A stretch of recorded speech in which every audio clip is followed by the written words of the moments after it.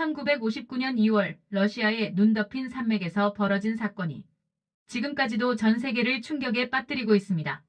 9명의 젊은 등반가들이 한순간에 사라졌고 몇 주 후 발견된 그들의 시신은 설명할 수 없는 상태였습니다. 텐트는 안에서부터 찢어져 있었고 맨발로 영하 30도의 눈밭을 뛰어다닌 흔적들, 그리고 일부 시신에서 발견된 방사능 반응까지. 과연 그날 밤 디아틀로프 고개에서 무슨 일이 벌어진 걸까요? 오늘 우리는 65년간 풀리지 않은 이 미스터리의 모든 증거들을 파헤쳐 보겠습니다. 챕터 1. 운명의 탐험대. 이야기는 1959년 1월로 거슬러 올라갑니다. 우랄공과대학의 이고르 디아틀로프, 23세. 그는 산악 등반의 천재였습니다. 이미 수많은 고난도 등반을 성공시킨 그는 이번에 특별한 계획을 세웠습니다.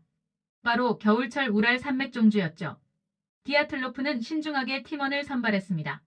지나이다 콜모고로바, 류드밀라 두빈이나 알렉산드르 콜레바토프, 루스템, 슬로보딘, 니콜라이 티보브리뇰, 게오르기 크리보니셴코, 유리 도로셴코, 그리고 세면 졸로타료프. 이들은 모두 숙련된 등반가였습니다. 마지막으로 유리 유딘이 합류했지만 그는 건강상 이유로 도중에 돌아가게 됩니다. 이 결정이 그의 목숨을 구하게 될 줄은 아무도 몰랐죠. 1월 23일, 9명의 팀원들은 설레는 마음으로 스베르들로프스크를 출발했습니다. 목표는 오토르텐 산이었죠. 이들의 계획은 완벽해 보였습니다. 충분한 식량과 장비, 그리고 무엇보다 풍부한 경험. 하지만 운명은 다른 계획을 가지고 있었습니다. 챕터 2. 마지막 흔적들. 2월 1일까지는 모든 것이 순조로웠습니다. 디아틀로프는 매일 일기를 써가며 여행의 즐거움을 기록했죠. 날씨가 좋다. 팀원들의 사기도 높다. 예정대로 진행 중이다. 하지만 2월 2일을 마지막으로 그들의 흔적은 완전히 사라집니다. 당시 계획에 따르면 팀은 2월 12일까지 돌아올 예정이었습니다. 하지만 약속된 날이 지나도 그들은 나타나지 않았죠. 처음엔 단순한 지연이라고 생각했습니다. 산악 등반에서는 흔한 일이니까요. 하지만 며칠이 더 지나자 상황이 심각하다는 것을 깨달았습니다. 2월 20일 마침내 수색대가 파견되었습니다. 자원봉사자들과 군인들, 그리고 항공기까지 동원된 대규모 수색작전이었죠. 처음에는 아무것도 찾을 수 없었습니다. 하지만 2월 26일 마침내 첫 번째 단서를 발견합니다. 그것은 홀라트 시아흘 산 경사면에 있던 텐트였습니다.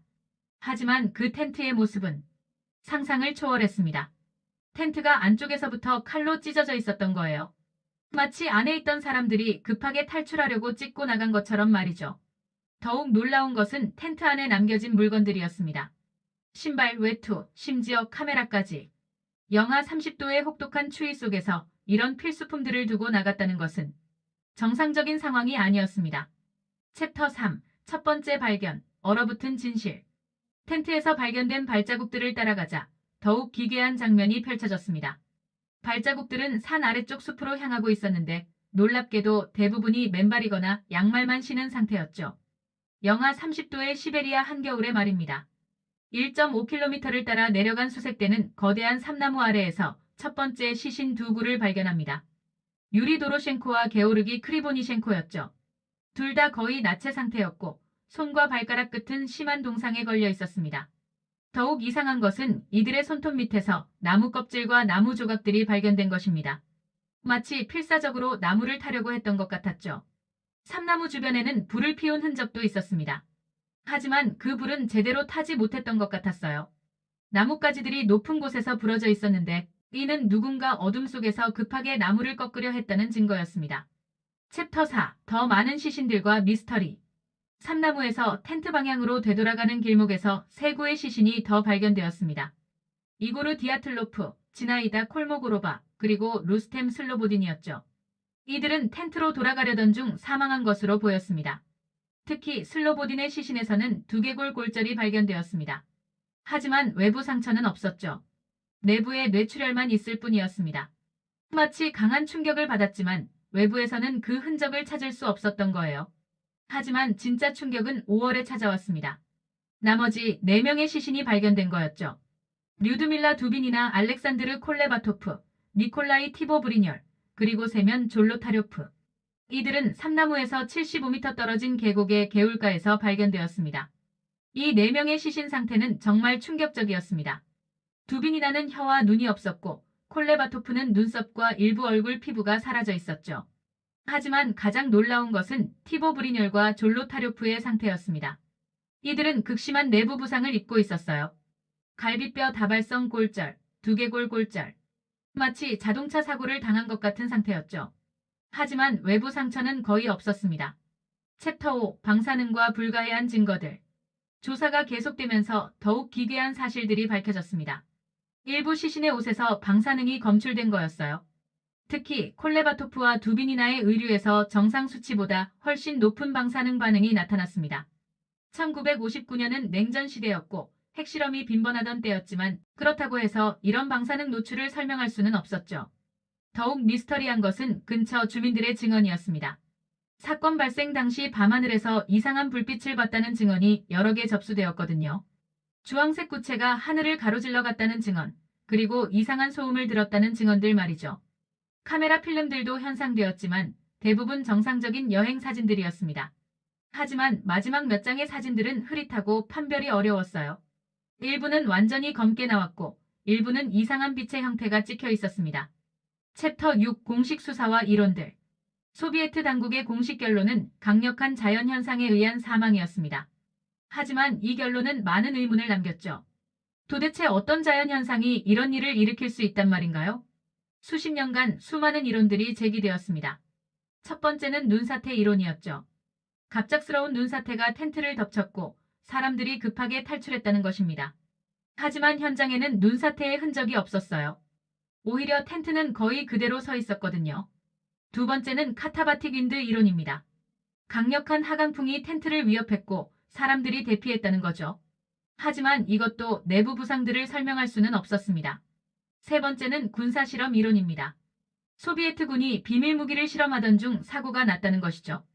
방사능 검출과 목격된 불빛들이 이를 뒷받침한다고 주장하는 사람들이 있었습니다. 네 번째는 UFO 이론입니다. 외계인의 개입이 있었다는 주장이죠. 황당하게 들릴 수도 있지만 설명되지 않는 증거들을 고려할 때 완전히 배제할 수도 없었습니다. 챕터 7 새로운 조사와 최근 발견들. 2019년 사건 발생 60년 후 러시아 당국은 사건을 재조사하기로 결정했습니다. 새로운 기술과 과학적 방법으로 당시 증거들을 다시 분석한 거죠. 새로운 조사에서 주목받은 이론은 카르만 와류 현상이었습니다. 특정 기상 조건에서 발생하는 강력한 바람 현상으로 초음파를 발생시킬 수 있다고 합니다. 이 초음파가 사람들에게 공황 상태와 환각을 일으켰을 가능성이 제기되었죠. 하지만 여전히 설명되지 않는 부분들이 많았습니다. 방사능 검출, 내부 부상의 정도, 그리고 일부 시신의 특이한 상태들 말이죠. 2020년 공식 발표에서는 눈사태를 사망 원인으로 결론지었습니다. 하지만 많은 전문가들과 연구자들은 이 결론에 만족하지 않았어요. 증거들이 눈사태론으로는 설명되지 않는다고 주장했거든요. 챕터 8 심리적 분석과 인간 행동의 미스터리. 흥미로운 관점 중 하나는 심리학적 접근입니다. 극한 상황에서 인간의 행동은 예측할 수 없거든요. 패러독스 언드레싱이라는 현상이 있습니다. 극도로 추울 때 오히려 옷을 벗는 현상이죠. 체온 조절 중추의 오작동으로 발생합니다. 하지만 이것만으로는 모든 것을 설명할 수 없었어요. 9명이 동시에 같은 행동을 했다는 것은 여전히 미스터리였거든요. 또 다른 이론은 집단 히스테리 현상입니다. 극한 상황에서 발생하는 집단적 공황 상태 말이죠. 하지만 이들은 모두 경험 많은 등반가들이었습니다. 쉽게 공황에 빠질 사람들이 아니었죠. 65년이 지난 지금도 디아틀로프 고개 사건은 완전히 해결되지 않은 미스터리로 남아있습니다. 공식적으로는 자연재해로 결론났지만 여전히 많은 의문점들이 남아있죠. 어쩌면 우리는 절대 진실을 알 수 없을지도 모릅니다.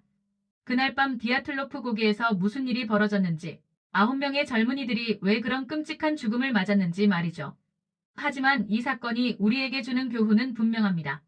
자연의 힘 앞에서 인간은 얼마나 작고 무력한 존재인지, 그리고 아직도 우리가 모르는 것들이 얼마나 많은지를 말이죠. 여러분은 어떻게 생각하시나요? 댓글로 여러분의 이론을 들려주세요. 그리고 이런 미스터리한 사건들에 대한 더 많은 영상을 원한다면 구독과 좋아요 부탁드립니다. 다음 영상에서 더 흥미진진한 미스터리로 찾아뵙겠습니다.